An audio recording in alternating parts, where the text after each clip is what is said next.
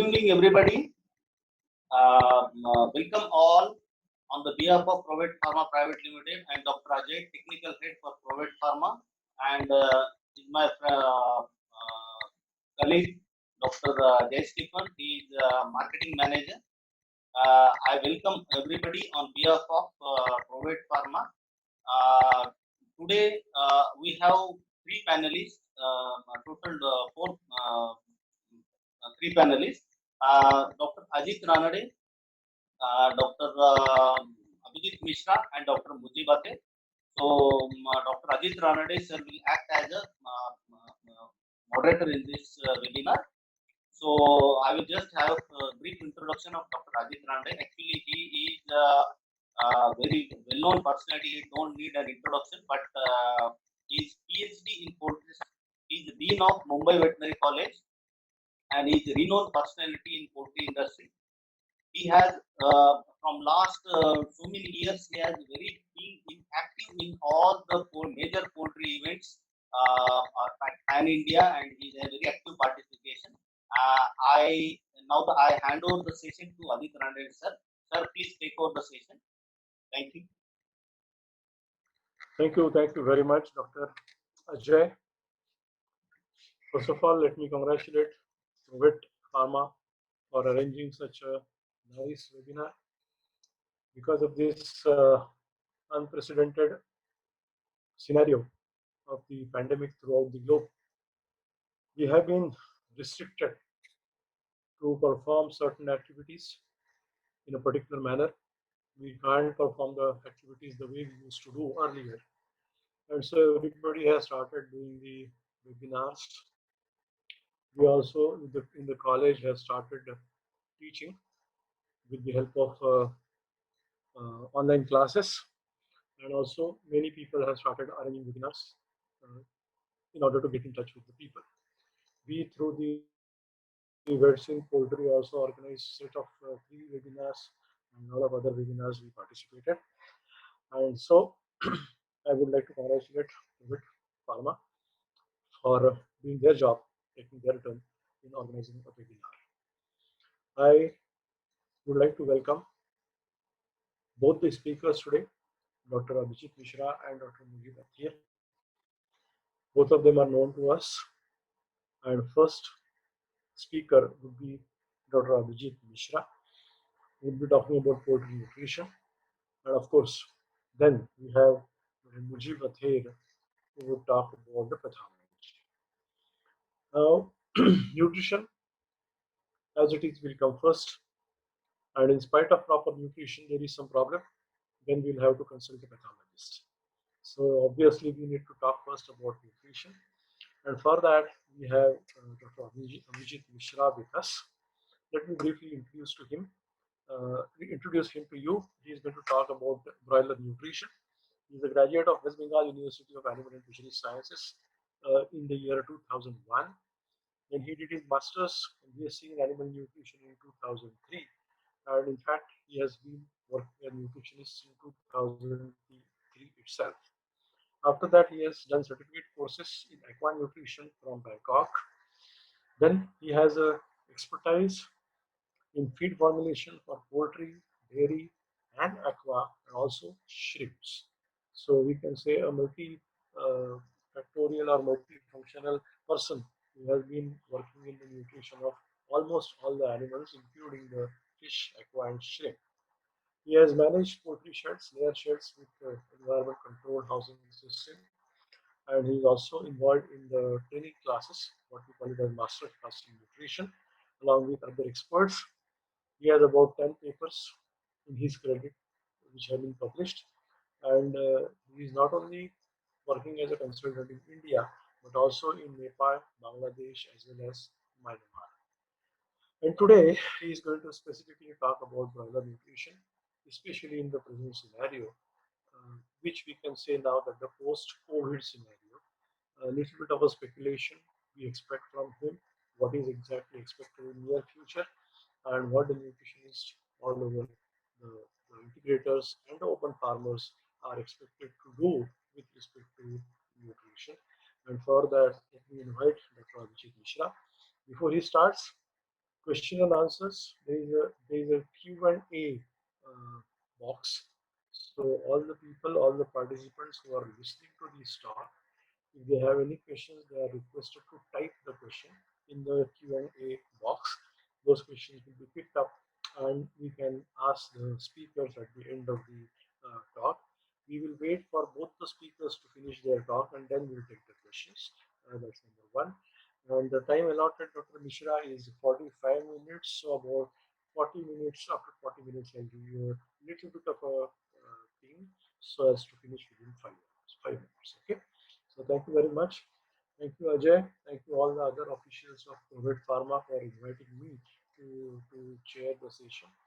I'm extremely sorry for my low voice. In fact, I'm recovering from the disease as such.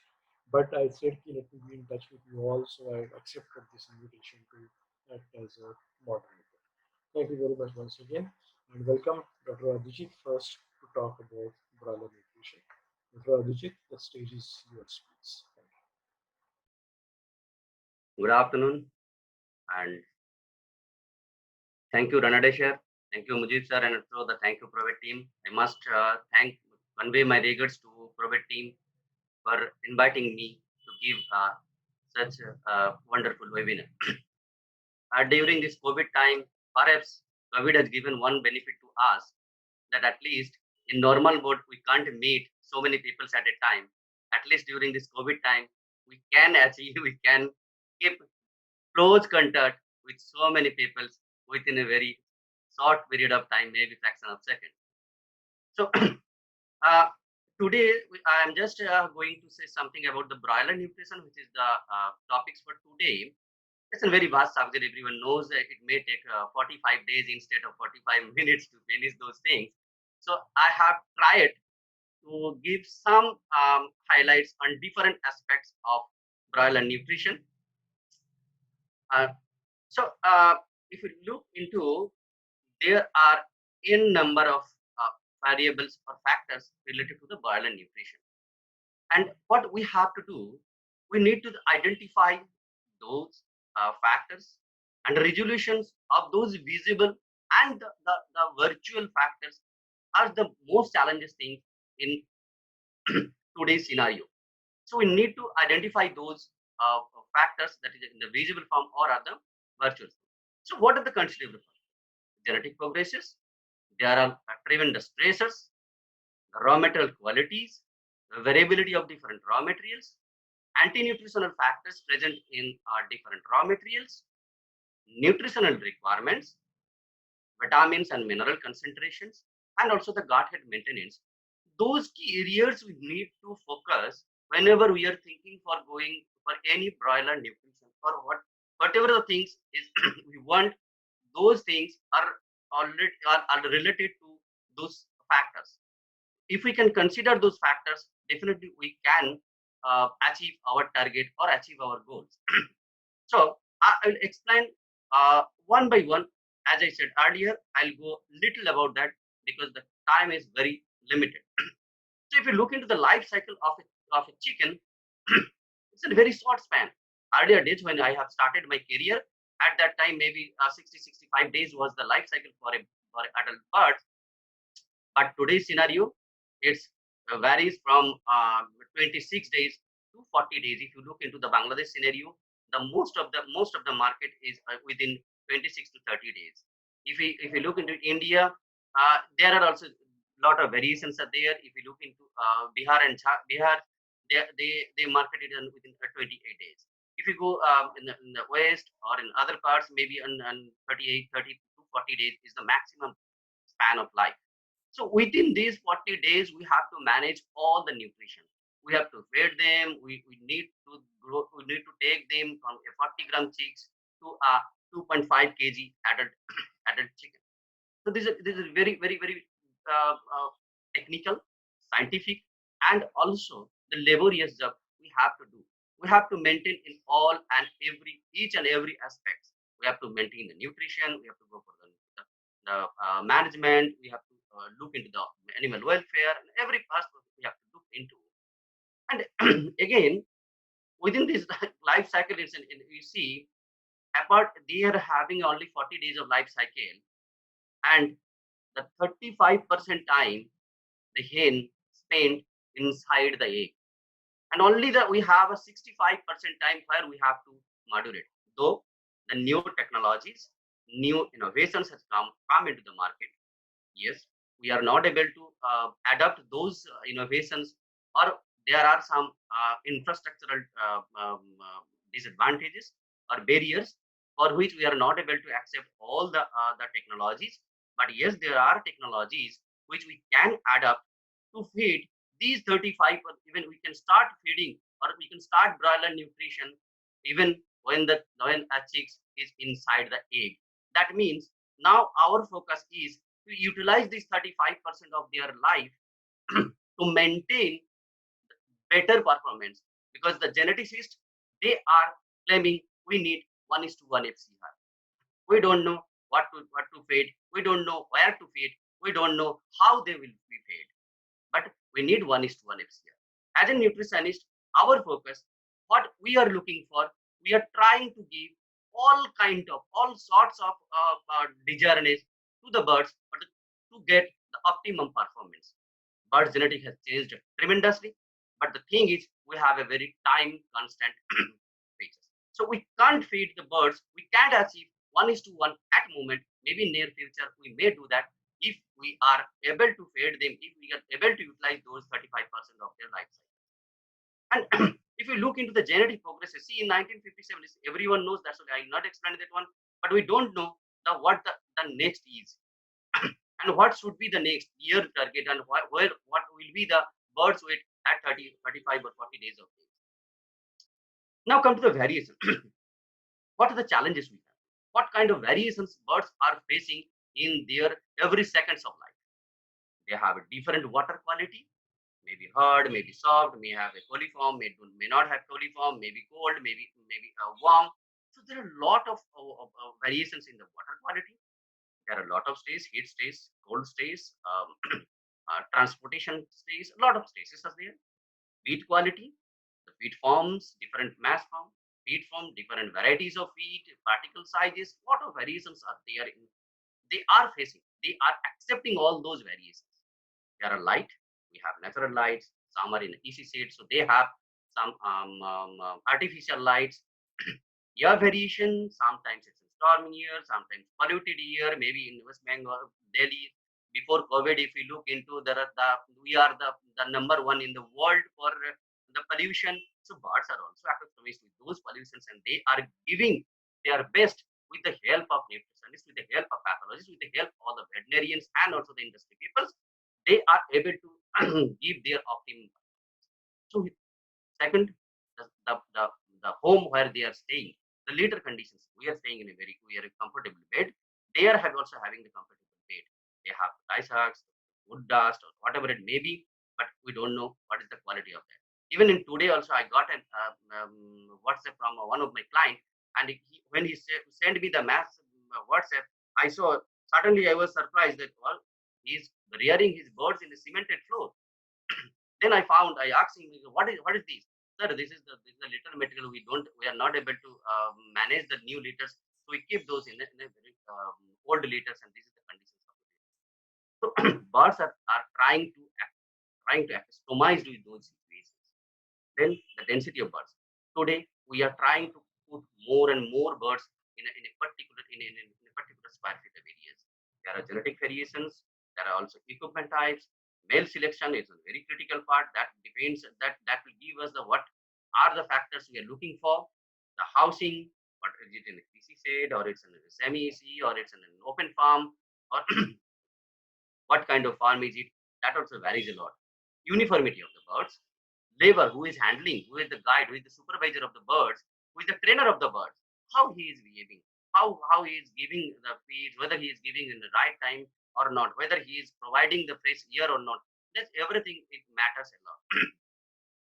Biosecurity of the farm, that is an billion-dollar questions, how the people are maintaining the biosecurity, and this is the most critical part, which if we can follow strictly, we can prevent at least 60% of the diseases in the farm. That's for sure. temperature of the bird. So there are a lot of I have just pointed out some of the variations what the birds faced more, but uh, the most important thing is that birds has birds have the tremendous adaptable capacity so that they can adapt those variations, and also they are maintaining their body weight, and they are performing, they are giving a 40 gram chicks to 2.5 within a span of 35-36 days. Now, next quality is in nutrition, that is the raw materials quality. How is your raw materials quality? What are the variations? There are a lot of variations in the raw materials quality, and I have pointed to one or two things so that we can understand that how the quality varies, how the quality of the raw material impacted in the feed formulations or in the bird performance. See, somehow we have collected image samples, but you can see there are excellent qualities, there are bad qualities, but the suppliers, the produce, not the producers, the suppliers are more, you can see, technological. They are more technical. They do what they do. They mix the good one with the bad one. This is very common practice in most of the cases. So you will find some doubtful cases whether it will accept or not. No. So in some cases, when there is a shortage, we have to accept those doubtful cases measures, and that impact is like that. You will get that the problem will arise, and birds will face everything. There will be the problem. Now we have dust, we have donkeys, we have fungus. So everything means the birds are getting the feed, but where they don't have any control on it, and they don't know what kind of feed is going to offer by their owners in the next day or the next lot. Now see, one more thing, we are taking the maize from the field or the customers, and there are a lot of variants, and you can see what not we have found. There are other grains, there are damaged grains, there are discolored grains, weevil infected, broken grains, immature grains, foreign materials. It's a very common things which I have highlighted here. Those things are, it's a very common practice. So we have to be very careful when we are thinking for broiler nutrition, we are thinking for feed formulations. We have to be very careful. We have to be very selective. Even don't what I recommend to my customers, please don't go by the price only. Check the quality. If you can check the raw materials quality, no need to. If we can control our raw materials quality, absolutely no need to go for checking of finished feed. That is the tagline. You see, I'm just giving it my test reports what I have analyzed in my lab. So in addition, the same supplier who has given 46% soybean supplied to a particular client, he has sent me the two samples. Both are 46%. This is number one. It's an absolutely okay. You can say all the parameters in moisture, crude protein, everything is almost absolutely okay as per the DGR. But now we see the next lot. Moisture is in 12.4. Yes, we can accept it in some cases, But what about the crude protein? It's in only 42.4%. Even if you look into this fiber level, it's an 8.6%. So intentionally, I have not given here the name of the party, because the party has taken the soybean samples from the manufacturer of the soybean, particular manufacturer. I have not given the name of the, but you see the quality of the soybean, 8.6% fiber, and that is reflected in lysine content is 2.6. In general cases, it should be 2.8. Methionine is only 0.59, or in normal cases, it should be 0.64 or 0.65. So you can see a lot of adulterations are there, a lot of variations are there. even even in adulterations case, I should mention one or two things. In my experience, what I have observed, the soybean meal, it was adulterated with either urea or ammoniacal nitrogen to increase the protein percentage, because in India or in Bangladesh or in other areas, what the people in Nepal, what I have observed, the people have very limited, very small capacity farmers, or the person they are producing very small amount of feeds. They don't have a good lab to check the amino acids or to check the other parameters. They generally take the samples, they send to a lab for the testing of protein. And if the soybean was adulterated with urea or ammoniacal nitrogen, definitely you will get a very high level of protein, and the customer is very much satisfied. Yes, I am getting good quality of protein. I have a very good protein in my soybean meal, but the, but the result is not at all there. The bars are not growing. What's the problem? Definitely, initially they will blame. Yes, you have a problem in the formulations because my raw materials are excellent quality. I have very much good protein. But if we analyze those raw materials, we found there are tremendous low level of amino acids. That means those samples are adulterated with something which enhanced the protein percentage, but not able to increase the amino acids. So in soybean cream meal, we found there are urea adulterations, ammoniacal nitrogens.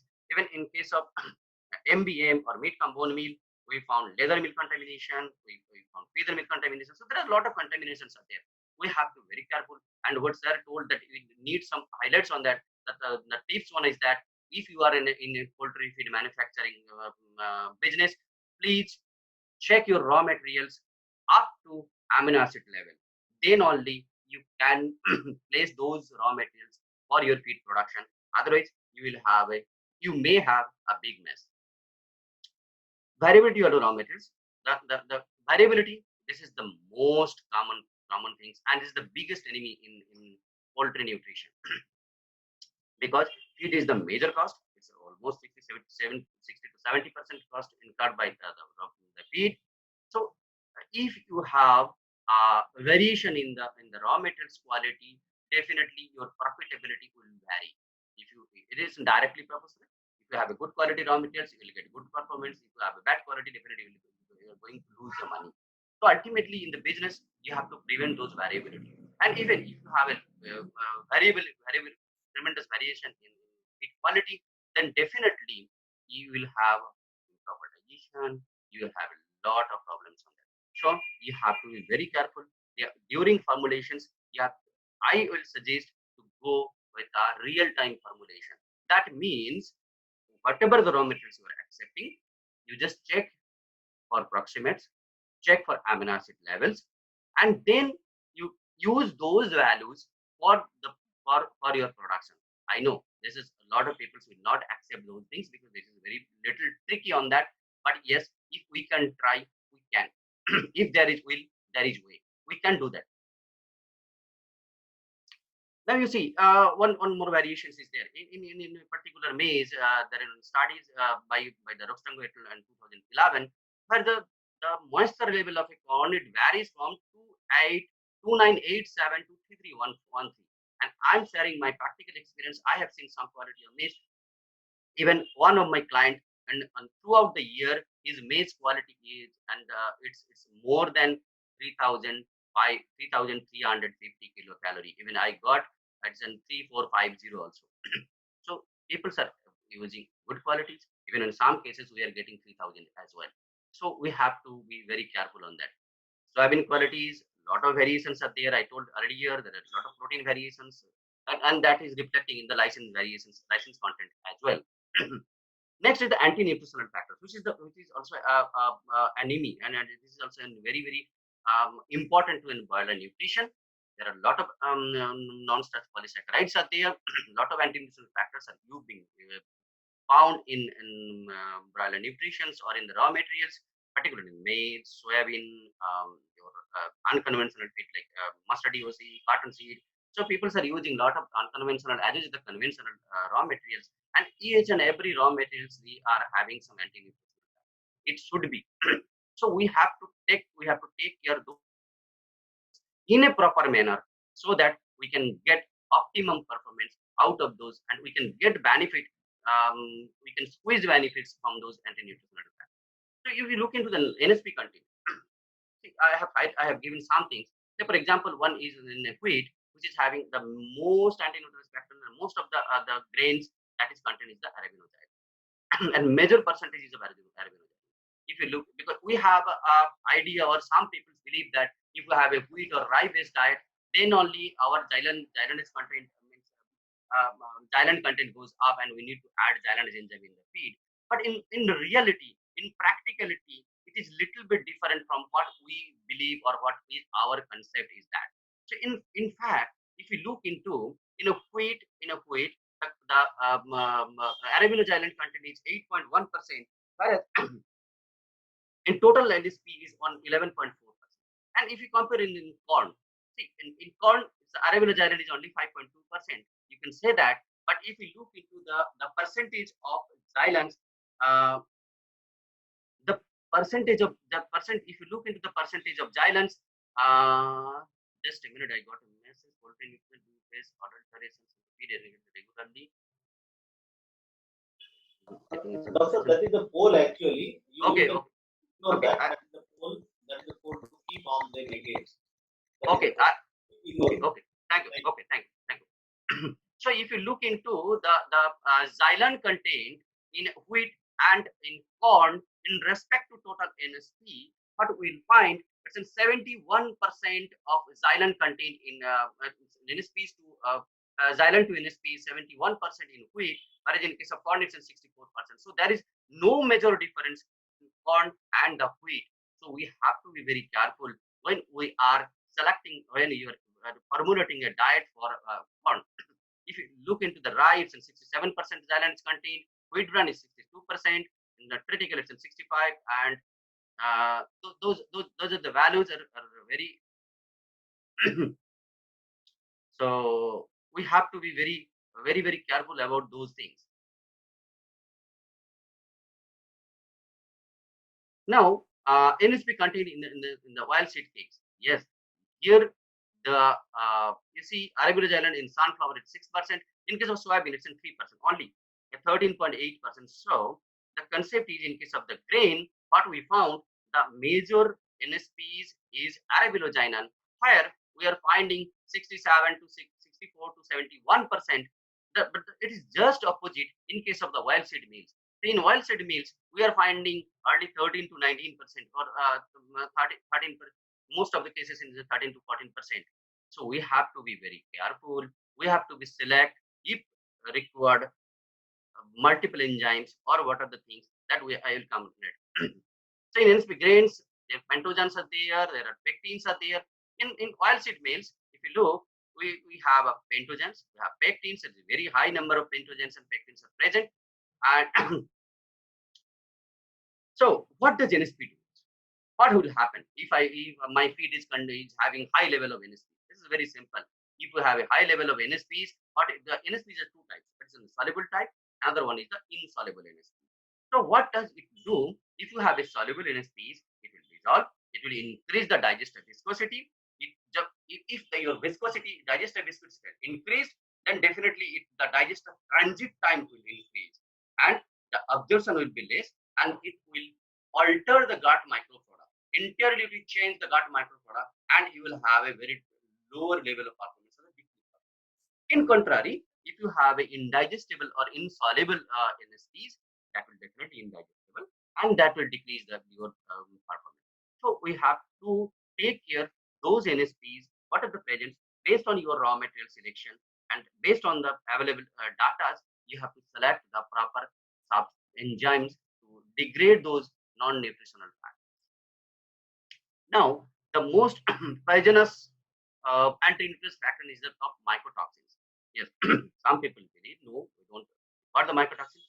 Some people believe I have interacted with in my service like one of Australian nutritionist, and what his view is that the mycotoxin binders are all IUPACs. It's not required, but maybe that is for their countries or for their individual perspective. But if you look into the recent surveys or done by a lot of MNCs, where we found the most of the ingredient, and also in the most of the feeds, almost I can remember it's maybe if I may miss the number, but it may be around 84% feed samples are adulterated with multi-toxins, not in a single toxin. It's a multi-toxin. So if you have a multi-toxin in your diet, automatically you will have a lower immunity. If you have a that will invite the other diseases to come, and you will have decreased performance. Excuse me. Now, what I believe, for the sake of academics or for the sake of our knowledge or for an understander, I always give to this slide that these are the safety margin. But I believe the Poison is poison. It should be nil. There should not have any safety margins for any poison. It should be zero. But in reality, man poses but God disposes. So in reality, we want zero, but in reality, we can't be zero. So we have some we have to accept something. So there are some limits. So T2 toxins maybe 30, aflatoxins maybe 20 ppb, ochratoxins 20, zearalenone maybe 500, or done maybe maybe 1000. So there are a lot of toxins, multi-toxins are there. Yes, the good news is that in each and every toxins, to bind those toxins, there are a lot of good, or I should say, very good toxin binders or toxin deactivators are available in the market. Unfortunately, we are facing some new toxins, that is chemical toxins, which we have to look into in a serious manner. And I will request those some toxin binder manufacturing companies to look into those things so that we can tackle this, because nowadays chemical toxins becomes a major problem in some parts of India. So we have to be very careful. Now we have learned many things about these your, non-NSPs and all those things. So we have to we have to use some enzymes. Everyone knows, yes, we have to use the enzymes, and we will use those enzymes which is having very less prices and it's cheap in the market. It's your choice, but as a nutritionist, but I'll suggest to go for a technical product which is having strong technical background. The major disadvantage in enzymes is it do not have any international standards except phytase. So every companies, they have their own phytase units, and they promote in there. So better you go for your own trials. You check those products, select those products which is having strong technical backgrounds, because it contributes large amount of energies, which may be equivalent to your 10 to 15 kilo of oils. So the choosing enzymes has to be very, very precious, and it has to have a real value for your formulation. Now, the next is the phytase. It's a very common product. Everyone knows this phytase is important for diet, so I'll skip it. But again, the concept is it has to be, with those who are in palatted feed, it has to be a heat stable phytase. There are a lot of things are available in the market. Some are the intrinsic thermostables, some are coated thermostables. So you have to decide your product which one should deliver it 100%, or it give the 100% efficacy in the chicken guard, not in the paper. So we have to choose those products which will, because we can replace this. Again, it's a nutritional product. It provides a lot of matrix values. So we can replace 10 kgs of, yes, there are a lot of matrix, because a lot of variations are there. Matrix value varies from 0.1% to 0.22. So we have to judge at our end whether it really gives 0.1 or 0.22 or 0.3, whatever it may be, what it's giving. And we have to be careful about our environment, because phytate, the reserve of phytate is very less. So if we can reduce uses of phytate, that means the phosphate, dicalcium phosphate or monocalcium phosphate, whatever it may be, that will be better for our future. Next, there are a lot of enzymes are there. Everyone knows that enzymes are very much substrate specific. So every enzymes that is derived from a particular areas, and they have some particular actions in a particular substrate. Now, the most discussable areas is the nutritional requirement. What will be the nutritional requirements for broiler, or day-old chicken, or in a grower, or a finisher? See, it's for a Cobb or Ross or AP95 or a Hubbard, or what is the requirement? It's widely varied, because most of the companies, they will provide you guidelines only. It guidelines for the world, for the whole world, all the people. So in India or our countries, South Asian countries, where we have open shades, we have a lot of variations, high hot and humid areas, and in some areas it's very cold. So we have to design our requirements, our nutritional requirements based on our experience, based on our trial data. So there are a lot of variations in energy requirement, it varies from 2950 to 3250. There are variations in metabolic energy is to your lysine ratios. Lysine is to other amino acid ratios. So the most critical part is that you have your formulations has to be balanced with energy, lysine, and lysine is to other amino acids. So these variation, these particular ratios has to be maintained. Though there are a lot of variations in ratios, but those ratios, all the public ratios, most of the public ratios work very well. So you have to choose which one you should follow, or you have to judge at your end. So I've just placed here some nutritional requirements of different breeds. That's for reference. So this is the requirement for cow 400. This is of cow 500. This is for Ross 308. I'll not elaborate because these are all are in the textbook references, so you can get it from other areas. The main highlighted part here, if you compare those three reports, you see in case of starter means I want to give you here the pre-starter, which is of 0 to first 14 days of life. You see cow is recommended 3000 kilocalorie, cow 500 is 2975, and almost similar means though it's in 500 is little 25 kilocalorie lesser, it's maybe 3 to 4 kg of oil. ME is grower, you can see the 500 recommendation is always in higher level, it's only 3025. I don't know how it is. Finisher, it's an again in higher, it's 3250 and 3200. It's a very, very high level of energy requirements is there. Even in digestible lysine content, you can see 1.25, 1.22, and 1.28. There are a lot of variations are there. Though the energy requirement for COP 400 and ROS 308 is same, but if you look into the digestible lysine requirement as per the brief, it is variation is there, and it's quite quite a big amount, because 1.25 and 1.23 is a large amount of variations. In grower, it's in 1.1 to 1.15. It's very high. So we have to be very, very careful, and we have to very choose as per our need. Recent times, what we are doing, and earlier times when we have started our careers, we used to use the total license and only the proteins, protein, fat, and all those approximate parameters. But in the recent times, the concept has changed.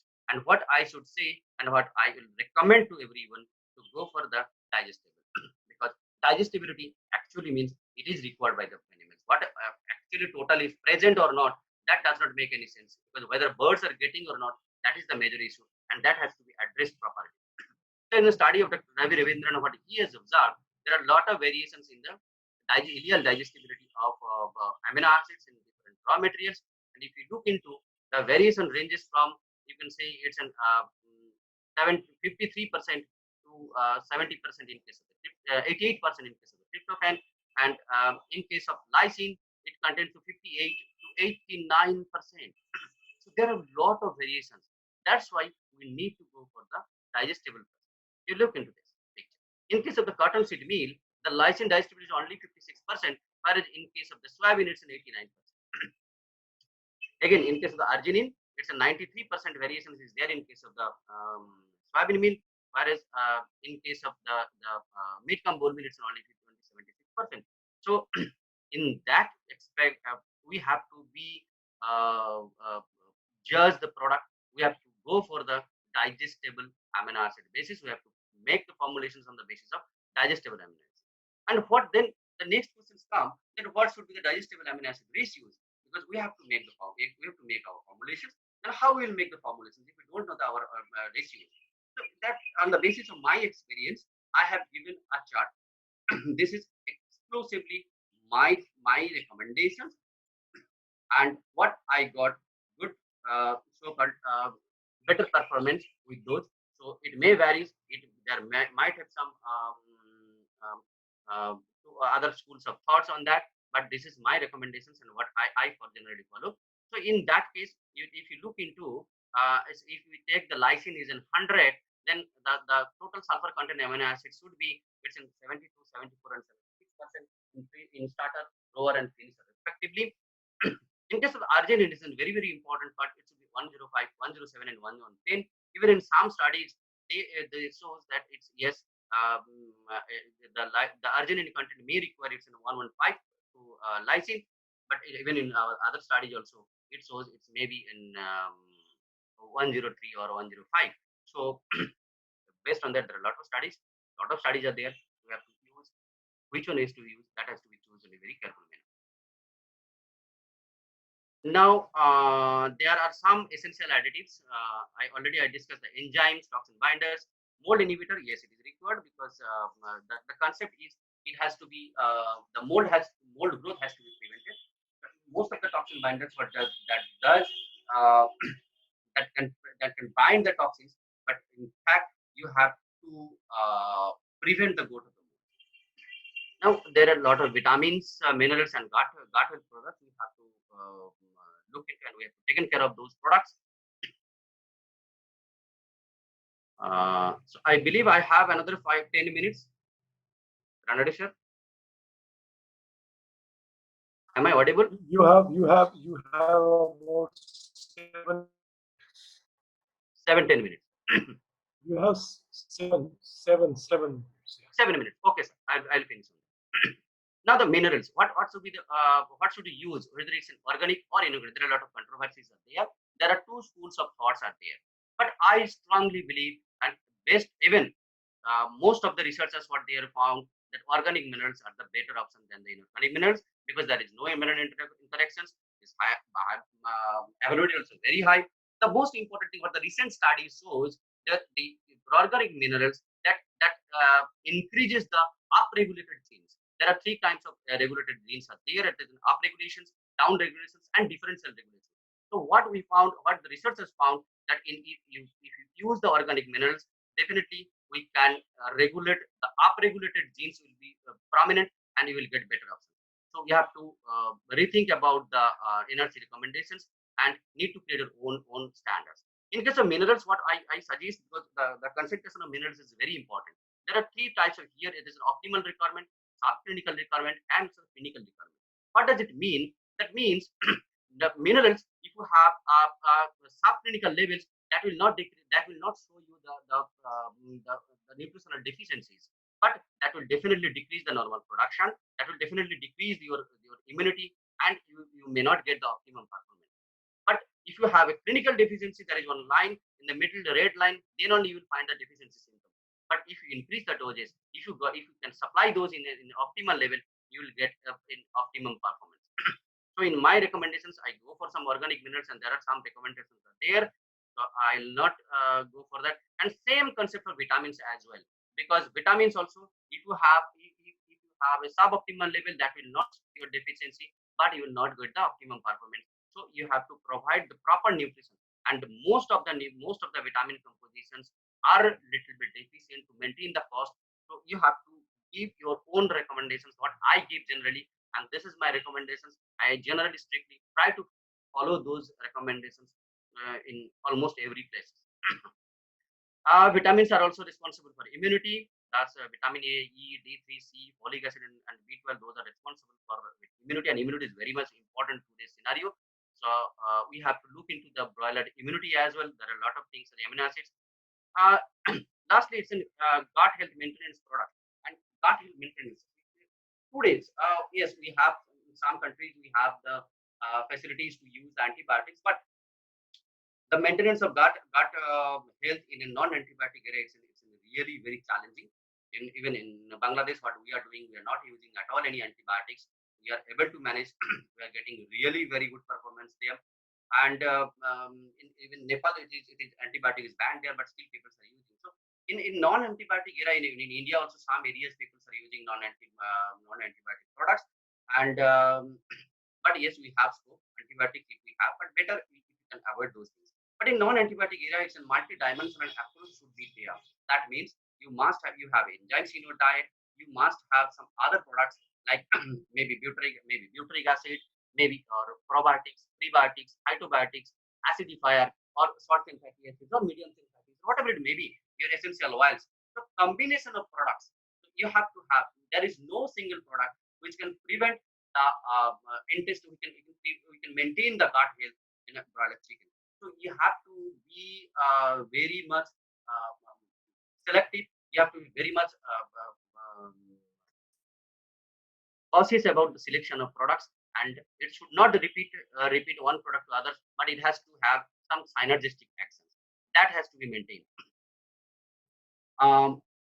In recent times, we have some problem of it was earlier it was there, but recent times it was really aggravated salmonella problem. To control these, we have antibiotics, we have other products, we have phages. So we have also bacteriophages, and even in some cases, bacteriophages does give excellent results. So we have to be careful. We have to be very precious because the storage and all those things have to be maintained. Now the prevention of coccidia, it's an uh, old story. Lot of people everywhere the cocci problem is there because we are having open shades. So we have to choose the right product, and we have to go. We have to strictly maintain the rotational program so that one molecule should not be resistant to the area. And so in last, what I should say, there should not have any magic bullet in broiler nutrition. So we have base strategy should have to be based on objective and goal.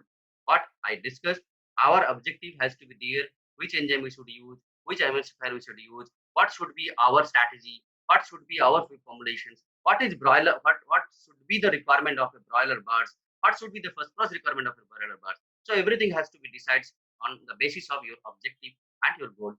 And what I generally I try not to go by the flow, rather I should go by the science, because science will lead us where to go, how to go, and how to reach the optimum performance.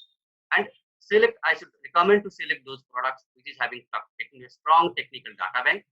That's the product at local level with maintaining the protocols, because many places people go for the trials without maintaining the proper protocol, and they fail, and they simply they judge, yes, this product is best, those are bad. That should not be the way.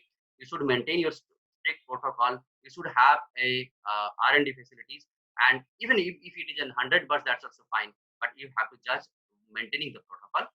Scientific considerations of virtual nutrient contributes, that is the most important part, because lot of areas there are, what I told, that in the case of enzymes, the 80 kilocalorie to 170 kilocalories, so lot of variations are there, whether they're actually giving the 170 or 80, and what is your nutritional specs, what you are feeding to birds. So that has to be very preciously maintained, preciously monitored. And so enzymes, protease enzymes, and emulsifiers, everything has those who are having contributions, virtual contributions, that has to be selected in a very precious manner. Mycotoxin, it is really an hidden enemy. Whatever people says, it is nothing on that. Mycotoxins is everywhere, so we have to take proper taking care of mycotoxins will definitely solve a lot of problems.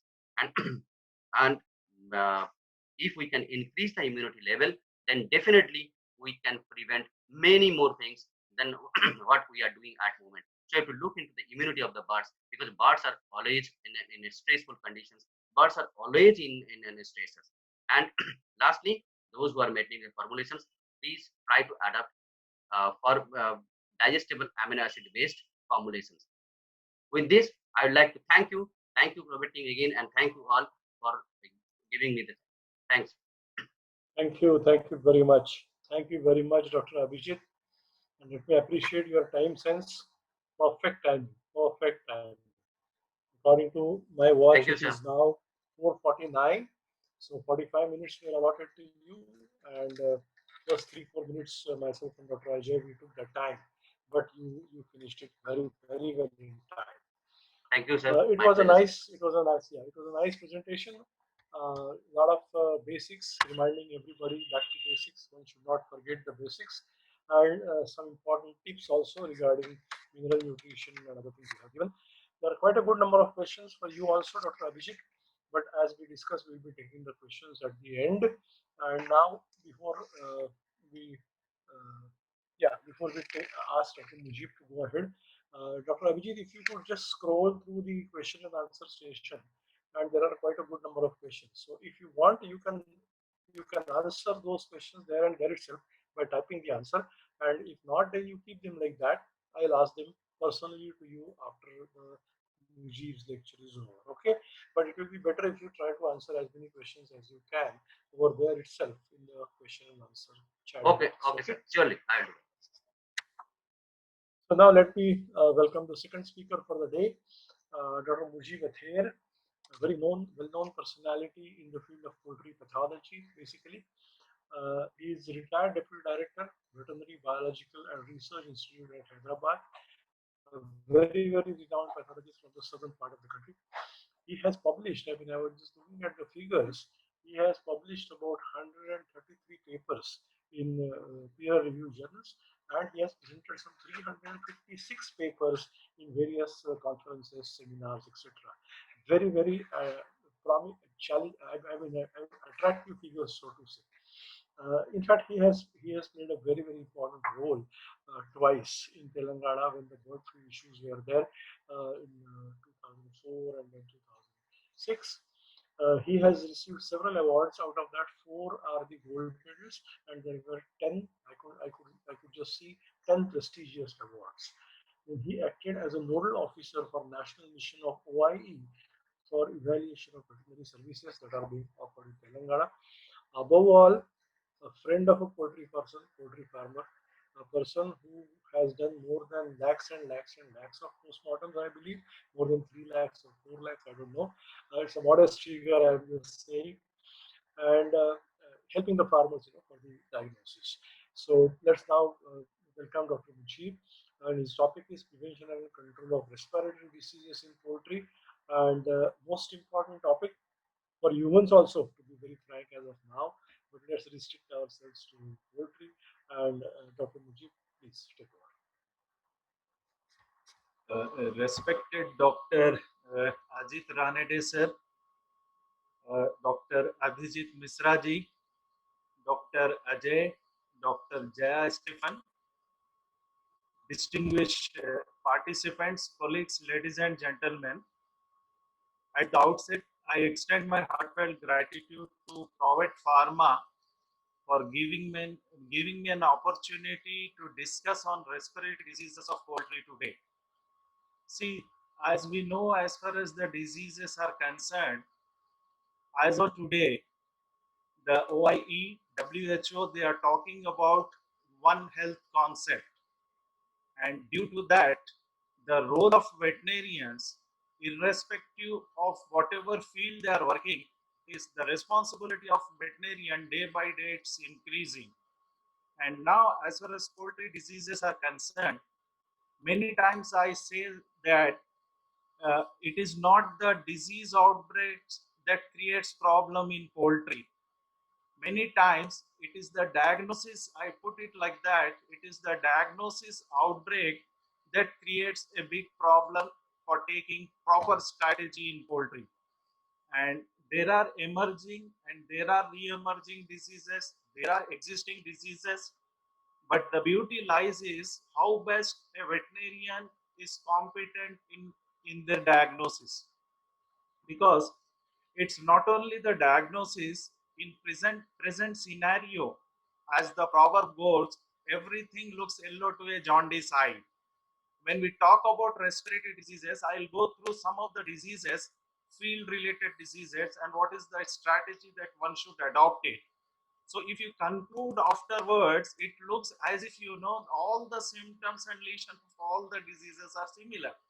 So wherein your differential diagnosis is very important, and if my diagnosis is correct, then 70 to 80% of my line of approach or my line of treatment will be correct. In spite of right diagnosis, it's not necessary that I should be in a position to treat the flock properly. No, it depends on so many factors. And as we know, just now a very good topic on nutrition was completed.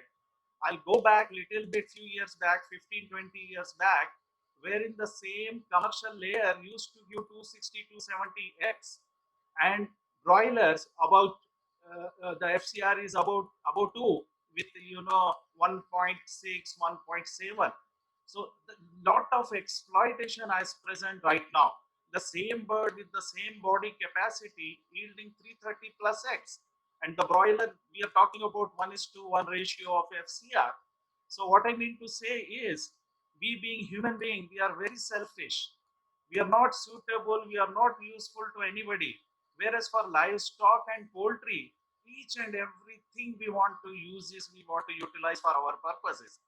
And believe it or not, if you happen to go through the respiratory system of all the mammals, human beings, and poultry, the weakest respiratory system is of poultry.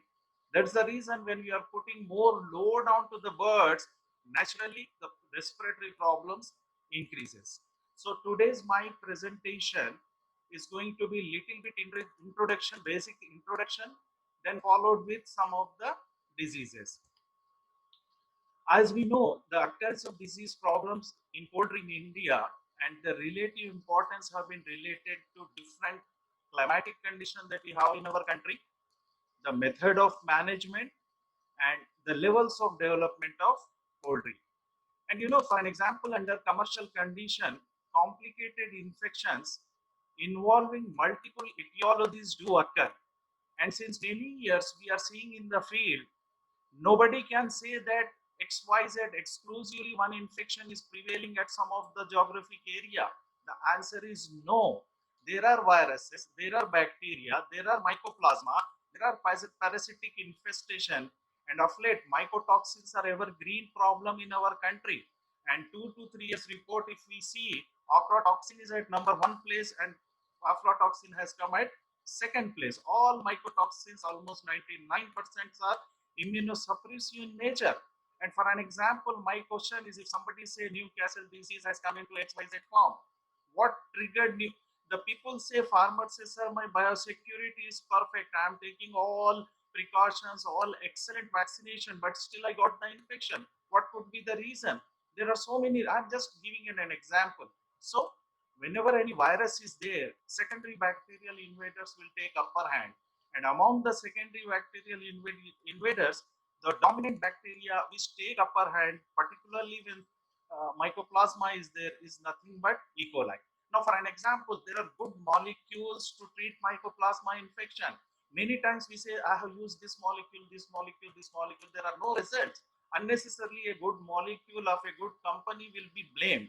Now, the thing is, my humble request is, whenever such type of things are there, and now it is going on in the field, a combination therapy or a synergistic type of approach, definitely it's going to help in order to control or prevent such type of infection. Now, a recent study has identified several problems responsible for reduction in productivity of birds due to low poultry health. And as on today, the infections like Newcastle disease, infectious bronchitis, infectious coryza, avian influenza, infectious laryngotracheitis, all related to respiratory type of problem, they are dominating throughout the country. And effective prevention and control of the diseases is the need of the hour. There is a need for establishing and vigorously following strict biosecurity measures on the poultry farms. Friends, we talk about biosecurity in poultry. If you take my answer as far as biosecurity is concerned, now the globe of the world is talking about biosecurity. The present corona that is going on, it is nothing but everybody is talking about good sanitization, good thing, good hygiene, which is nothing. You ask some poultry person, poultry veterinarian who is expert in biosecurity. In fact, biosecurity is one of my choicest topic. I have given several lectures. So if we take example from some poultry person, they can guide in a better way to any outsider. Even, there are educated people, they doesn't know about the simple thing. So see, again, I repeat, our veterinarians, responsibility day by day it is increasing. Now, any plan for controlling a disease, it must be built around two main principles. Number one, every effort must be made to prevent the infectious agent from reaching the birds. And second, in spite of doing all those good things, if the infectious agents enter into the farm, my immune system, that means to say the bird's immune system, should be in a position to resist it. Now the question is, if you take broilers, if you take commercial layers, or if you take breeders, you name the vaccine from day one to till lay period. Every day is a vaccination day. So vaccination itself is a big stress on the bird. And if you go a little bit theoretical and the development of immune system, it will have its own physiological phenomena of development of the thymus cell and humoral cell. We are not allowing the immune system to develop properly. So what I mean to say is there are immunostimulants, there are documented report of vitamin E, selenium, and so many factors. But all this will definitely work use when proper stress is avoided on the birds. Now, disease preventive measures are focused in following areas. Number one, management. Number one, second, nutrition. Then we have got vaccination, followed by medication. And as I said, one of the most significant factors limiting efficiency and good performance is disease. And hence, if disease is prevented or limited, efficiency will automatically rise. So, the best alternative, again, going back and saying about good biosecurity. Now, that is about my basic discussion. Now, coming actually to the target, few of the diseases which I am going to discuss exclusively 99% related to practical aspect. Now, there are diseases like Newcastle disease, I said IB, I said ILT, I said avian influenza, then we have got mycoplasma, IC, fall cholera, and E. coli. Now, to start with, I'm going to say something about mycoplasma infection. This is, it's a very challenging disease and it's prevalent throughout the world. The most dominant species which is responsible for causing mycoplasma is Mycoplasma gallisepticum and Mycoplasma synovium. And of late, since few years, at most of the places, particularly in some of the breeder flock, Mycoplasma synovium infection is dominating when compared to Mycoplasma gallisepticum. And it leads to heavy economic losses in poultry flock. If you happen to see the pathological and economical losses of mycoplasma, it leads to embryonic mortality somewhere around 15 to 20%. Then one is going to have chick mortality around 10 to 15%. In case of commercial broilers, there is low weight gain 10 to 20%. Feed consumption drastically, it will come down into the flock at a tune of 10 to 20%. In case of commercial layers or breeder, there is drop of around 10 to 15% of egg production. And in indirect losses, it includes increased sensitivity to E. coli and other bacterial infection. As I said, whenever mycoplasma is present, definitely secondary bacterial invaders will be there. The most dominating is E. coli. And the most important factor is what clinical level of mycoplasma is there. There is 100% possibility of failure of good Newcastle and IB vaccine. Whatever vaccine that one is going to give is not going to give proper protection. Now, coming to transmission, of course, it's a big subject as far as transmission is concerned. We are going to have vertical transmission, everybody can understand. Then we are going to have horizontal transmission and as well as contaminated feed and equipment. And as far as pathogenesis of CRD is concerned, the site of predilection is the air sac. So naturally, both the thoracic and abdominal air sacs are affected. And subsequently, this is some of the study wherein we did it. E. coli is dominant in 70% of the cases, Pseudomonas in 20%, Proteus 5%, Klebsiella 3%, and Strepto and Staphylococcal infection in 1%. So, in my opinion, whenever mycoplasma, aerosaculitis, if you are coming to diagnosis of saying that it is mycoplasma, kindly treat it with the specific which I am going to discuss. Kindly treat it with specific molecule plus a molecule which is synergistic with that particular molecule. Then it is going to be a good treatment and you will get good results. Now, as far as the incubation period is concerned, it's somewhere around 6 to 21 days. And if you happen to see the schedule of any of the molecule, if you see the literature of the companies, they will ask in a period of 4 weeks to repeat the medication. So what is the logic of repeating, or what is the scientific justification of repeating such type of thing every 4 weeks, not within 2 weeks, not after 6 weeks? That means to say the incubation period is between 6 to 21 days. So somebody, if happens to break the cycle at around 21 days, then it is going to be a good approach. Now, we will generally see, as I said, it's one of the respiratory disease. Generally, the symptoms includes coughing, sneezing, and sneezing. There is edema of head with nasal and eye discharges. There is delayed feed consumption, reduced feed conversion and retarded growth. There is moderate to very high mortality and reduced ectoderm. And as I said previously, increased severity to vaccine, increased susceptibility to stress.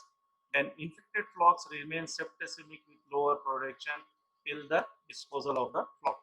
And medication improve the production, but medication it must be continued to prevent the production losses.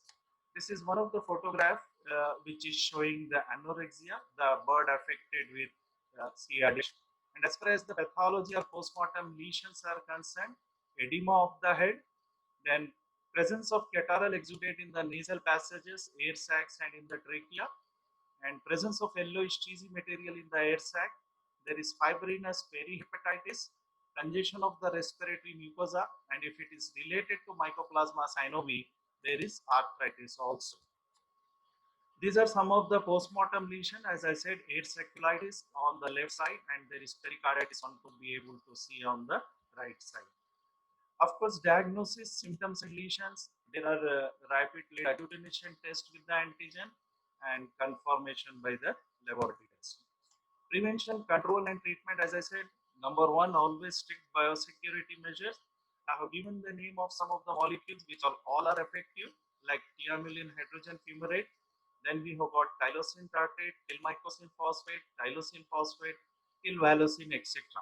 And these molecules, suppose if you want to treat it, these molecules should be combined with some other antibiotic. To name it, either one can combine with any quinolone group of antibiotics like enrofloxacin, ciprofloxacin, pfloxacin, or we can combine it with tetracycline of group of antibiotic in order to check the secondary bacterial invaders. And my humble request is when we are using this type of molecule, like particularly thiamine hydrogen fumarate, a little bit reduction in the water intake will be there. So better to boost up by adding some sugar or glucose into the water and split the per day dose into 2 times. Per day dose to be split. For an example, if I am giving some molecule at 25 to 30 mg per kg body weight, divide it into 2 doses and then give it twice a day for about 2 to 3 days. Vaccines are also available for Mycoplasma, but again, vaccines, in commercial trials, okay, it's not advisable because cost will increase. However, in breeders and layers and few places, one can go for it. My second discussion will be on infectious coryza. As we all know that it's a bacterial disease caused by Haemophilus paragallinarum, and it also leads to production losses 10 to 40%, somewhere around. And generally, transmission of coryza will be either chronic or healthy carrier birds, that is mostly through airborne infection.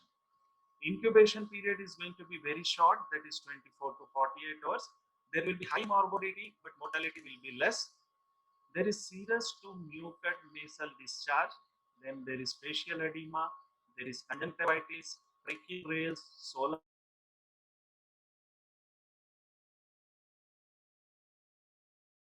plasma. Almost 90% of the symptoms similarizes. This is postmortem lesions, catarrhal exudate in nasal passages and sinuses. Then we are having conjunctivitis, edema of face and wattle. There is asacculitis and as well as pneumonia is present. Now, diagnosis by symptoms and lesions and laboratory confirmation. Being a bacterial disease, one can go, suppose if the some antibiotics are not responding, then one can go for culture sensitivity tests and accordingly the antibiotic can be used. Now, prevention, control and treatment, yes, strict biosecurity measures, prevention by vaccination and use of effective antibiotics. And as far as vaccination schedule is concerned, no person can give a perfect vaccination schedule at throughout one place, because vaccination differs from place to place, from area to area, and it differs from the severity or depth of infection in that geographic area. So based on some basic vaccination, based on that one, a veterinarian can modify the vaccination which will be suitable in that particular geographic area.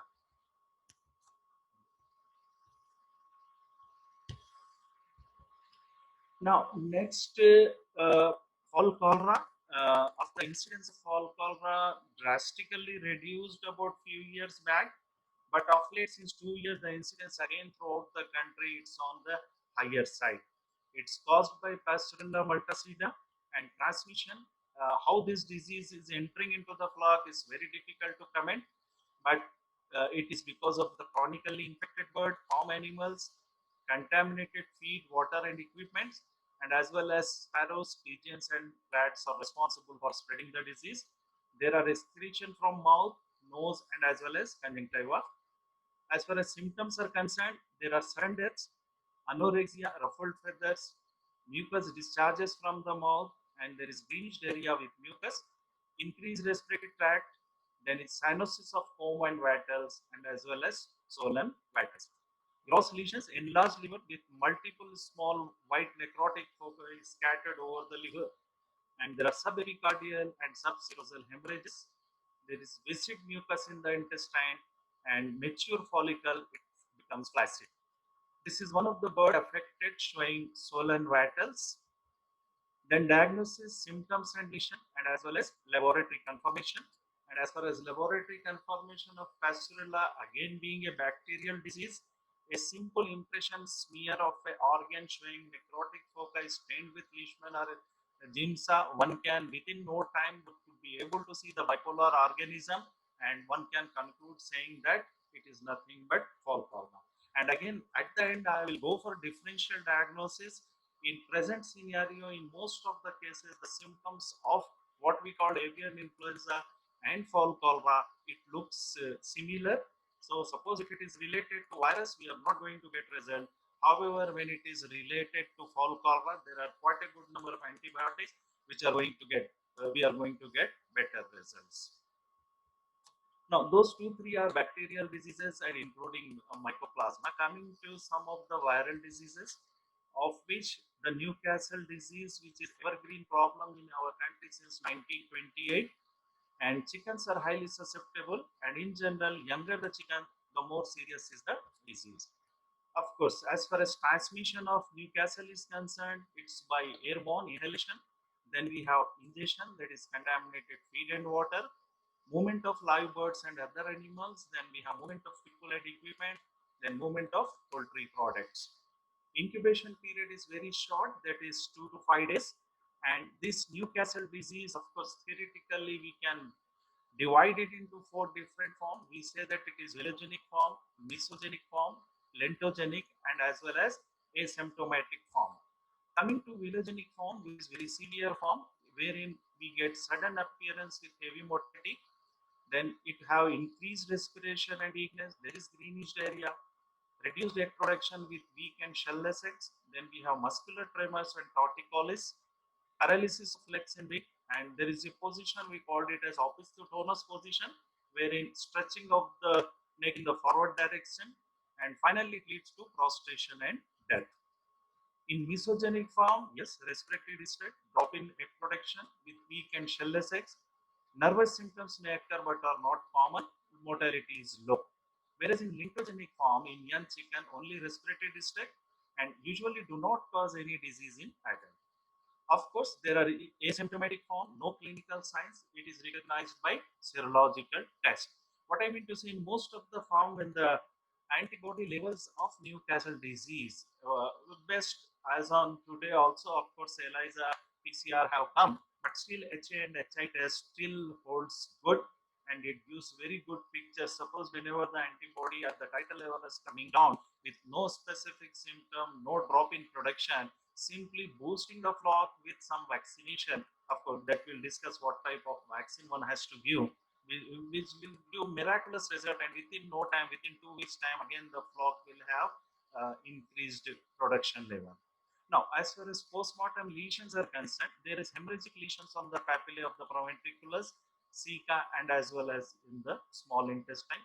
Then you have congestion of trachea and presence of egg yolk in the abdominal cavity, which is one of the pathognomonic lesion as far as Newcastle disease is concerned.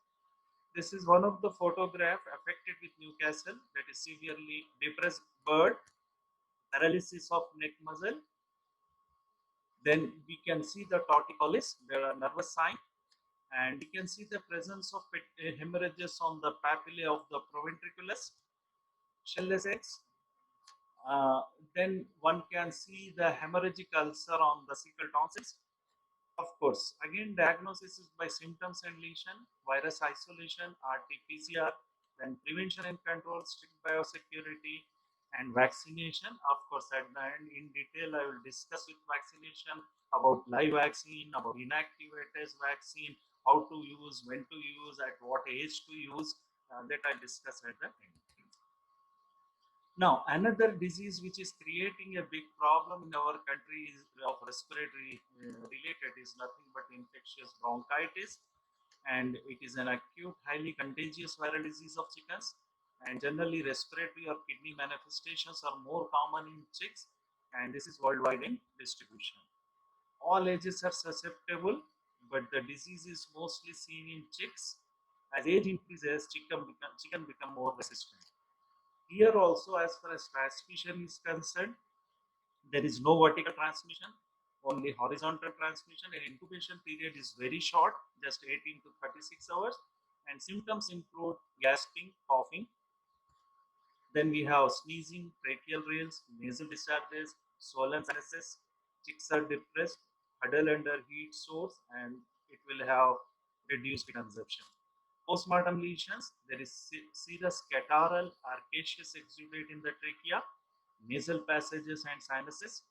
Then air sacs become cloudy, contain a yellow caseous exudate, and a caseous plaque may be found in the lower trachea or bronchi of chicks, and kidney gets swollen and pale with distension of tubules and ureters with urine. This is one of the photograph wherein the birds are affected, the eggs are affected with infectious bronchitis. This is, of course, one of the picture, previously when there are no proper diagnostic tests were available at farm level, we used to do this type of instant test wherein, the albumin quality of the egg, if it is affected with infectious bronchitis, it becomes totally watery instead of semi-solid or thick in nature. Now, diagnosis by clinical symptoms, lesions, virus isolation, and as well as RT-PCR. Prevention and control, strict biosecurity measures, again immunization, that is vaccination. Now, avian influenza, this is also one of my very good topic which I generally invite lot of discussion on this particular topic. If some of the points, if I am not correct, kindly correct me if somebody knows. This is, of course, in our local terminology, there are so many names we have given. Let us not discuss about that one, but let us understand how influenza is. See, now again, world is talking about zoonotic diseases. Lot of zoonotic diseases are coming day by day. We have seen Ebola virus, now coronavirus putting a question mark. The other day, somebody questioned me about Congo fever, CCHF, which was recorded in 2011 in Gujarat. Again, there are cases maybe of that one. So the future is for all zoonotic diseases. Now, as far as AI influenza is concerned, I'm not going in detail of influenza, but some of the key points I want the participant to catch those key points. Number one, it's worldwide in distribution. Almost all avian species are susceptible, but disease may be very mild or unapparent depending on species. And waterfowl and unregulated live bird market pose greatest threat to commercial poultry. And infections with less pathogenic strains occur regularly in commercial poultry. As we know that it is caused by type A orthomyxovirus, which is an RNA virus.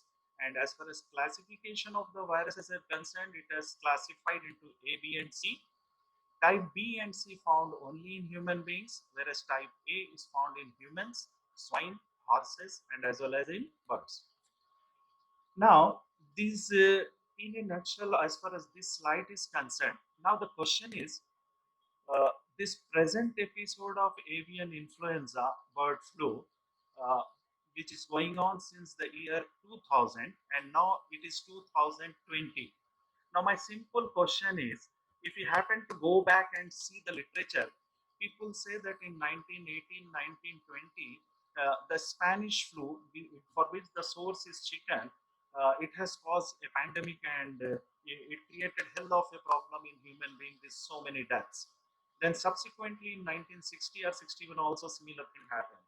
Now my question is, when this present episode is going on in the world since the year 2000 and almost 2 decades have passed, why it has not taken a pandemic? When it could be able to take a pandemic in 1918, 1960, why it has not taken a pandemic now? Because we are living in globalization. So the things are moving still fast. So what I mean to say is there are some scientific justification for it. See, nobody can alter the nature, physiological thing. If you want to alter nature or physiological phenomena, naturally some adverse effect will be there. You can see it as far as influenza viruses are concerned. They are alpha 2 to 3 galactose linkages, and whereas mammalian influenza viruses, they generally prefer alpha 2 6 linkages. And luckily what we have receptor is for alpha 2 6 linkages, whereas the birds influenza viruses will have alpha 2 3 linkages. Whereas the pity is the swine, generally WHO worries as far as swine is concerned, it may act as a mixing vessel because it is having both alpha 2 3 and as well as alpha 2 6 linkages. Now the question is, suppose the swine accept the virus from poultry, swine accept the virus from human being. If these from both the side it goes into the swine, and if it mixes and if it emerges as a something new for which we don't have any resistance, that was the much worry as far as the influenza viruses are concerned, because these viruses are very tricky viruses which undergoes mutation very fast. uh,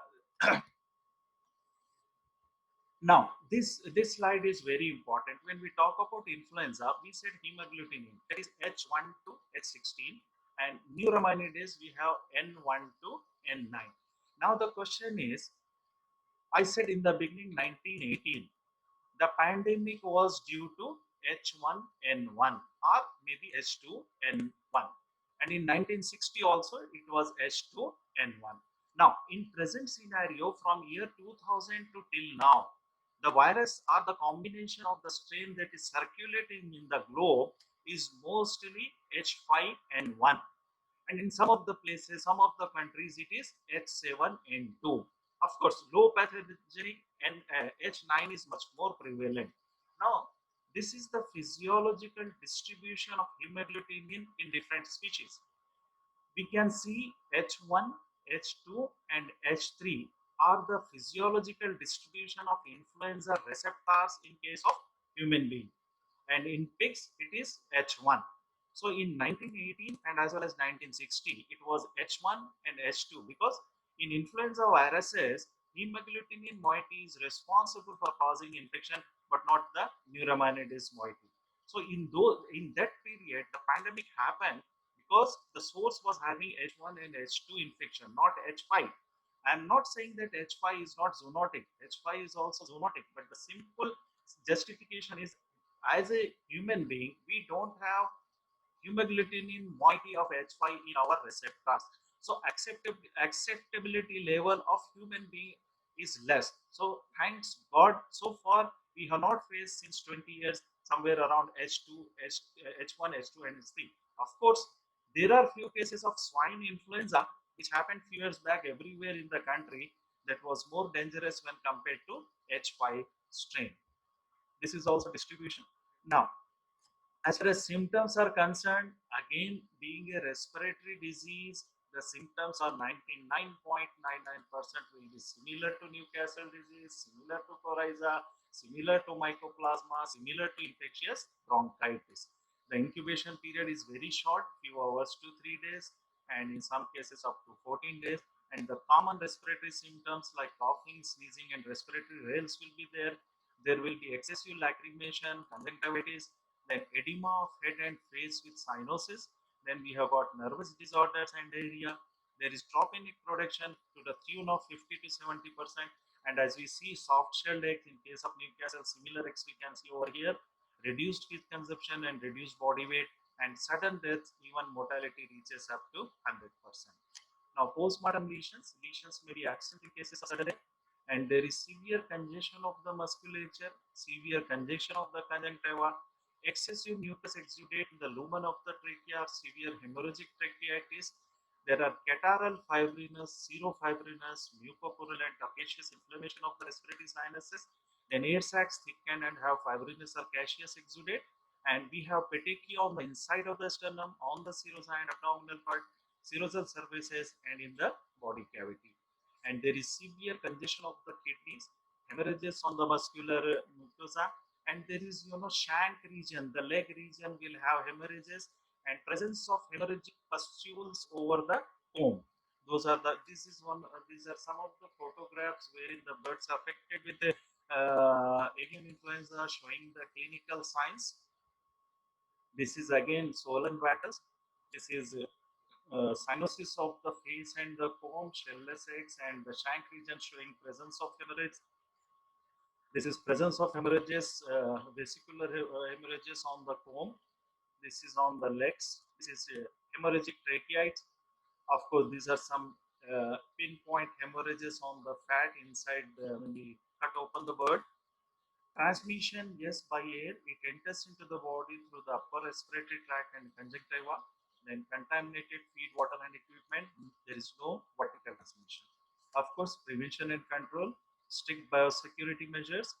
And being a viral infection, there is no specific treatment. Only symptomatic treatment should be given, and that include boosting of immunity and with effective disinfection.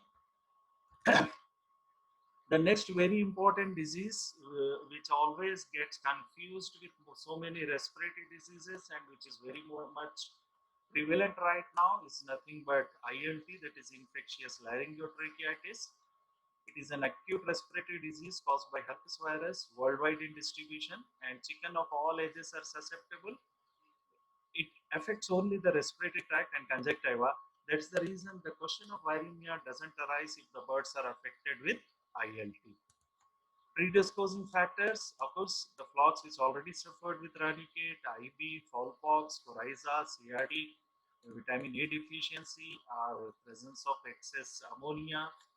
Transmission, it's by air, and it enters into the body through the upper respiratory tract and conjunctiva, through contaminated feed, water, and equipment, and there is no vertical transmission. Of course, symptoms, we can divide it into 4 different categories like peracute, acute, mild, and asymptomatic. And in peracute, birds die without showing any symptoms, and there is sudden severe respiratory distress. There is marked coughing and discharge of mucus and blood stained material and blood clots from the mouth. Death naturally occur in 1 to 3 days. In acute form, again, there is difficulty in breathing. Then we have obstruction of trachea with exudate. Then breathing with long gas with its head and neck upward and beak wide open. Abnormal respiratory sounds, nasal discharges, and conjunctivitis. There is cyanosis of the face and as well as wattles. In case of mild form, we have respiratory sounds, slight coughing and head shaking, nasal discharges and conjunctivitis. Then there is drop in egg production. In case of asymptomatic form, it occurs without symptom and its presence may go many times undetected. And in severe cases, mortality go up to 70%. This is one of the photographs wherein the birds are affected with ILD, showing the opening of the beak. And in fact, for ILD in our country, the first article written by me taking took some advice from my colleague Dr. Prajapati from Gujarat in those days, because people are hesitant to write an article on ILT. As on today also, I don't know, in official tone we are saying no, but unofficially there are a lot of incidents of ILT. Postmortem lesions. Lesions may vary with severity of the disease, but in most of the cases are restricted to the upper respiratory tract. In peracute form, yes, hemorrhagic tracheitis. In acute form, presence of caseous exudate, mucus, and hemorrhages producing obstructive plugs in between the trachea, and trachea also highly congested. In mild form, excess of mucus in the trachea, caseous exudate in the nostrils, conjunctivitis, and caseous lesions in the larynx, is generally confused with the diphtheritic form of cough. This is one of the picture photograph, the bird affected with ILT, one can see in the trachea in the beginning of the opening the presence of fasciated material. This is presence of blood clots in the trachea. As far as diagnosis is concerned, of course, routine history, symptoms and lesion by ELISA, RT-PCR, then presence of intranuclear inclusion bodies in the epithelial cells of trachea. Now, treatment, being a viral disease, there is no specific treatment, and vaccination of unaffected birds may produce adequate protection before they become exposed. Control, effective biosecurity measures, and disease prevalent areas, it is difficult to prevent the entry of the virus into susceptible flock, especially on continuous production sites. And in such circumstances, live vaccination is advisable and it produces good immunity. Of course, this is one of the important sites wherever this type of infection is there in the geographic area and particularly in high risk area. Better to vaccinate at the age of 1 to 3 days. And in all other areas where susceptibility is there, we can vaccinate somewhere between 3 and 18 weeks, and the vaccine has to be repeated with a gap of 2 to 3 weeks. And it is worthwhile considering vaccination in the face of an outbreak, especially in early stages. As we generally do in case of Rannicate disease, we'll go for vaccination as soon as we suspect or confirm Newcastle disease. The same thing goes as far as ILT is concerned. But a disadvantage of the use of live vaccine is the possible spread of the virus within a week or 10 days of vaccination. And there is possibility of production of carriers as the generally this virus, it becomes latent. So thank you so much for your patience hearing. At the end, I want to conclude saying that we have to live with the diseases. Again, I'll repeat the word, we have to live with the diseases. There are emerging diseases, there are re-emerging diseases, there are existing diseases, there are zoonotic diseases. The beauty, nobody is perfect in this world, including Dr. Mujib Akhtar. Every day is a learning day. We have to learn till we have to die. See, the results speaks. The results speak. Any veterinarian, for an example, when crores of rupees, millions of rupees are involved into this industry. So we have to be very, very careful in our approach, in our diagnosis, in our differential diagnosis, and that's how the things go ahead. Thank you so much for your patience here.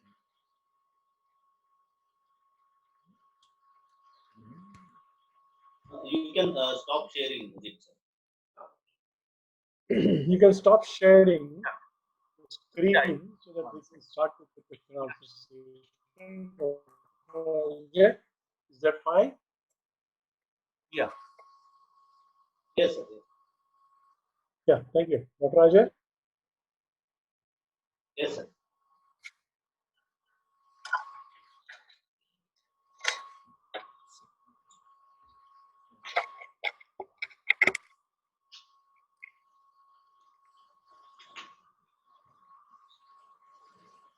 Yeah, now that is better, I will do. Yes, yes. Am I audible? Stop it. Yeah. Yes, yes. Very nice, Dr. Mujib. Very nice. Thank you. Congratulations. Again, you finished the presentation in the stipulated time. Rather, you saved about 10 minutes so that we can cover all the questions, whatever we have. And in spite of repeated appeals, we don't have many questions. There are about 8 plus 2, 10 questions are there. So I believe all of them could be taken. And let us start from you, Mujib. How to control IBH? After the outbreak on the farm, now we have to control IBH. What precautions are required to be taken? Of course, the friend who has asked about as far as IBH is concerned, that is inclusion body hepatitis. Of course, since 1 year or so, the incidence has increased. But today's, I'll give reply for that one. But today's my topic is on respiratory diseases. So IBH doesn't fall under respiratory diseases. But however, as far as IBH is concerned, number one, suppose I don't know which geographic area, which place he belongs, I don't know. But suppose if IBH is in commercial broilers and if it is going rampant, my request is to go ahead with 0.3 ml of vaccination at day second or day third, because generally IBH more incidence one can see after 15 days of age, generally after 16 to 17 days of age. So requesting to go ahead with not half dose, the half dose will be 0.25 ml. So better to go ahead with 0.3 ml of IBH vaccine, which gives 90% protection, not 100% protection, not 100%. And of course, the remaining good biosecurity measures, good disinfection program, good water sanitization to be followed. But yet, yes, better to go ahead, including in case of commercial broilers, because a lot of people are doing IBH vaccine in commercial broilers also. Okay, thank you. But this question was from Shubhankar Maiti, so must be from somewhere in the northeastern side. Yeah. Okay. So the another question for you is how to avoid chick mortality. It's a very common kind of a question. It is that up to 15 days of age, there is a lot of mortality in the chicks, and after that, the mortality reduces. So, what would be the general guidelines or the answer for reducing the chick mortality? Mujib? Sir, this is very common, chick mortality. Of course, there are several reasons for early chick mortality. I don't know in what aspect the concerned gentleman has asked. For an example, if my brooding is not proper, brooding temperature and all facilities, that itself leads to chick mortality. And of course, nowadays, because of good management and improved management and high competition in breeders, so breeders are being maintained in a very sophisticated and all updated and very ultra modern type of facilities. So previous days, about 20-25 years back, there is possibility of one infection we used to tell salmonella infection, which used to have vertical transmission. So in that case, there used to be huge chick mortality, and we used to have some strategy in the beginning, going ahead with some injection like giving gentamicin along with multivitamin, which used to treat. But I don't think such type, because knowing the reason is very important. What will be the cause of chick mortality? Even many times, simple contamination in the boxes and other thing, what we called it as aspergillosis, which creates a hell of a problem. And in such type of a cases, the good old treatment of olden days, just giving copper sulfate 1 gram in 1 liter of water, will give miraculous result if it is related to aspergillar infection. But I repeat saying that as far as that one is concerned, it's better to know why chick mortality is coming, whether it is related to fungal infection or whether it is related to any infection or whether it is related to nutrition also. My friend is sitting, because many times this trace minerals or vitamin premix, vitamin B2 deficiency, these things, naturally the parents looks healthy but chick quality goes out. There are multiple etiology for those causes. Right, right. Thank you. So it was excellent on your part to cover all the important aspects which may cause high chick mortality in the initial stages. Now coming to you, Mishraji. Quite interesting questions for you. And the first one is, what is the effect, if we add toxin binder in the feed, and the fact is that there is no toxin in the feed. Of course, you must have read that question because there are quite a good number of questions which you got time to read. So farmer is asking a very practical question that there is no toxin in the feed, but I'm adding toxin binder. What would be the effect? What would be the effect on the birds? There is no toxin in the feed, but farmers are adding the toxin binder. Yes. See, basically, logically, if there is no toxin in the feed, so I don't think that there is any meaning to add any toxin binder with that. But the thing is, the farmer has to 100% assured that yes, there should not have any fungus in the raw materials that can produce toxins later on. But even if you do not have exogenous toxins, but there are some endogenous toxins. So if you are sure that there is no exogenous and endogenous toxins, then only you can avoid toxin binders. Otherwise, I think you have to add some toxin. good toxin binders. Okay, okay. Dr. Ajay, the bandwidth and the stability of the internet connection at my end is little bit weak. So if I get Okay. disconnected, if I get Yeah, yes, you carry on. I Okay, will be there. Mishraji, second question to you. What is the difference between chelates, glycinates, and other types of, proteonates, chelates, glycinates? A lot of terms are being used. So what is exactly the difference between all these? Your voice was in between. I could not hear your voice, but what I can understand that the question is, what is the difference between different forms of organic minerals?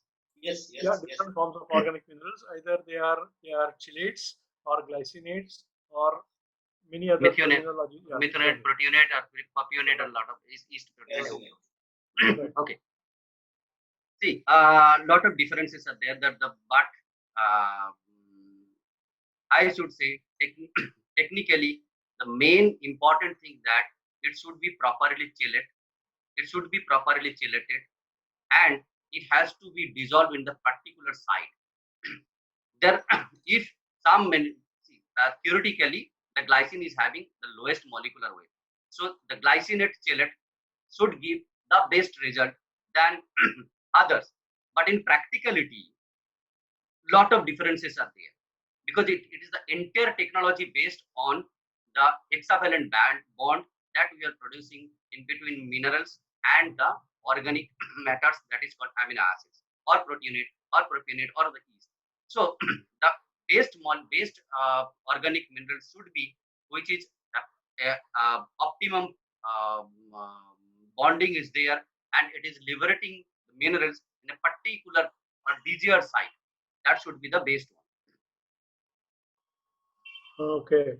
Uh, One very focused question for you, Mishraji. What is the NSP content of rice I DGS? answered. I answered a lot of questions anyway.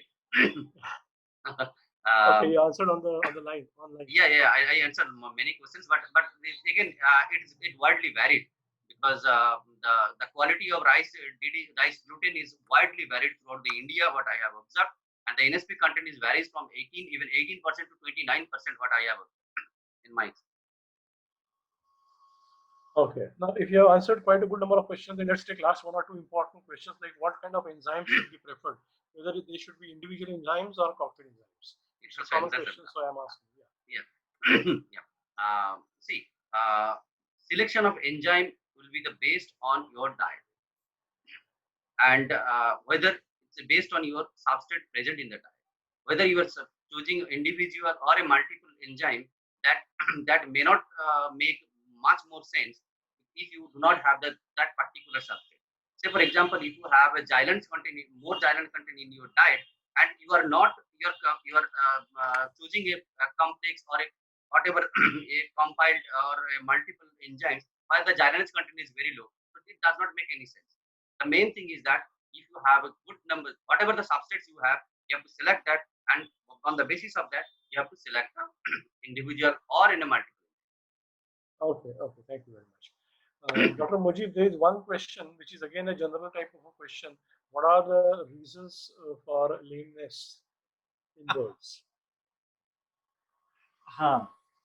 Again, lameness is a big topic related to so many multiple etiological factors. It relates to nutritional deficiency. It also have infections also. For an example, let me discuss. Previously, a lot of people were using salinomycin for as a coccidiostat in poultry, and thiamine hydrogen fumarate is the drug of choice for controlling mycoplasma. So, a lot of feed in broilers, it comes ready-made feed. So, whenever we are using thiamine hydrogen provide, and when salinomycin is going in the feed, within no time the flock will be totally lame. Just I am giving one example. Second, calcium and phosphorus imbalance, nutritionists are sitting here, will also lead to lameness. Number third, mycotoxins. Mycotoxins also, as my brother rightly said, aflatoxin 20 ppb is the maximum limit, that is for legal purposes. but yes, it should be zero. It should be zero. So even mycotoxins will create leading to lameness problem. And in case of Newcastle disease, if it is of nervous form of Newcastle disease, if few birds are becoming lame along with greenish diarrhea without going for laboratory diagnosis, 80% you can put a question mark for Newcastle disease. Even nervous form of that particular infection causes lameness. Even in case of Rio virus infection, because of arthritis, in case of Mycoplasma synovial, also it creates. In case of Marek's disease, also in case of commercial layers, Marek's disease, wherein the nervous sciatic nerve gets affected, it causes squatting position wherein lameness will be there. So it is multiple etiology. Again, going back to my this one, how best we are in our differential diagnosis. Yes. Yeah. Okay, so Dr. Ajay, I think we will take the last question, the interesting one before we end the session, and that is about of FCR of 1. Everybody has a dream. Abhijit ji to keh rahe the FCR of 1 is a dream. Everybody talks about it. Let's conclude today's webinar by having a very small discussion from all the experts, like how much is the possibility of getting FCR of 1, and do you really feel that in near future we can get? Abhijit, please. It's a very long discussed topics for last 5 years or more than that. I think I have heard from Ranade sir also one only discuss and he took the same question and he would answer these questions as well. So see, everyone has a dream. Definitely, geneticists also have the dream, and we also have as a nutritionist we have the dream. Yes, we can achieve. There are a lot of considerations should have to be made, but yes, at the moment, even in if you look into my case, I can I am in some cases I got it's in 2 kg body weight, it's 1.37, the best FCR that I have got throughout the year. I am saying one of my customers is getting. Even in today also I got feedback that in 1.8 kg, one of my other customers in North Bengal, he is getting 1.31 FCR. So that means slowly we are trying to reach the goal. We are hopeful that yes, we may reach, but how that we don't know. But we may reach. Let's end today with this positive note of yes, we will reach. And as we always say, anything under the sky is a combination of G into E, genetics and environment. Wherein the feed is part of environment and genetics is what the breeders have done, and improvement in the. There was one question about how the genetics have helped the birds, but that's again the basic question, so I didn't take that. So anything under the sky is a product of G into E. Let us believe and let's be hopeful that both will be improved. Genetics, people are improving. Nutrition, people are improving, trying to provide as good environment and as good nutrition to the birds. So let's be hopeful that we may get FCR of 1 maybe in the future. So Dr. Ajay, over to you. Thank you very much again for providing this opportunity and a very exciting and very interesting seminar from both the speakers, Dr. Abhijit and Dr. Mujib. Thank you on my behalf and thank you. Take care. Bye. Thank you, sir. Thank you, sir. Thank you very much. I am very much thankful to all the participants who have spared their valuable time to attend this webinar organized by Provide Pharma. And I am a very special thank to Ajit Ranade sir, because even though he was not feeling well, he has blessed us with his presence and with completely actively participation. And thank you very much, sir. I am very much thankful to Dr. Mujib Bater sir. He has given a very good presentation on the viral and the combination of respiratory diseases.